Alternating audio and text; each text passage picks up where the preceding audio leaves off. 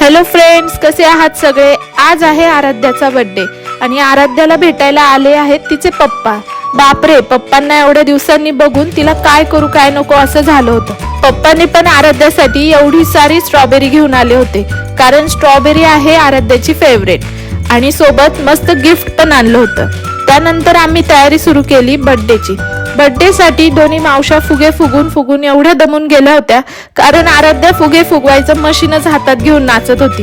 राज आणि आराध्याचा इकडे डान्स चालू होता आणि मध्ये ब्रेक म्हणून आम्ही अशी मस्त कुल्फी खाल्ली. त्यानंतर मोहिनी मावशीनी असं सगळं छान डेकोरेशन केलं होतं आणि इकडे तयारी सुरू होती जेवणाची. मस्त चिकन दम बिर्याणीचा बेत होता. मम्मी आणि काकीनीच सगळी तयारी केली होती. मी फक्त आपलं थर लावायला मदत केली. बिर्याणी बघून तर असं तोंडाला पाणी सुटलं होतं, काय सांगू. आणि इकडे ऋतुमावशीनी मस्त बर्थडे गर्लला असं तयार केलं होतं. खूप छान दिसत होती त्या दिवशी आराध्या. मग सगळ्यांनी औक्षण केलं आणि यावर्षीचा आराध्याचा बर्थडे मामाकडे झाला. पण तिचे आजी आजोबा, काका काकू, आत्या सगळ्यांनीच आठवण येत होती.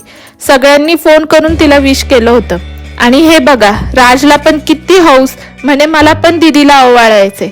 मग केक कट केला आणि आज परी 3 वर्षांची झाली बर का. कसे हे 3 वर्ष गेले आणि माझी पोरगी एवढी मोठी झाली कळालंच नाही. मग सगळ्यांनी आराध्याला गिफ्ट दिले आणि आरू दीदीनी तर एवढी मोठी डॉल आणली होती तिच्यासाठी. बाकी बर्थडे तर खूप छान झाला. तुम्हाला कसा वाटला कमेंट करून नक्की सांगा.